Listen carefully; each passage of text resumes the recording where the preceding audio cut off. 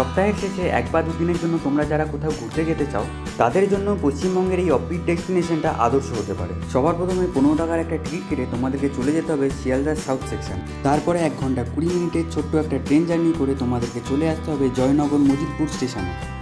সেখান থেকে একটা অটো নিয়ে সবার প্রথমে চলে আসো তোমরা নিমফিট রামকৃষ্ণ আশ্রমে। সেখানকার শান্ত পরিবেশে যখনই তুমি প্রবেশ করবে তুমি বুঝতেও পারবে না তোমার মনের সব ক্লান্তি কখন কোথায় দূর হয়ে গেছে। তারপরে আবারও তোমরা বেরিয়ে পড়ো একটা অটো নিয়ে কৈখালি যাওয়ার উদ্দেশ্যে। যখন তোমরা কৈখালিতে পৌঁছাবে আর নামবে কিন্তু অটো থেকে, তোমরা দেখবে মাতলা নদীর একটা মাতাল করা পরিবেশ তোমাদের জন্য অপেক্ষা করছে। বন্ধুরা, এখন দাঁড়িয়ে রয়েছি কিন্তু আমি কৈখালিতে, আর আমার পিছনে যে নদীটা তোমরা দেখতে পাচ্ছ সেটা কিন্তু হচ্ছে মাতলা নদী।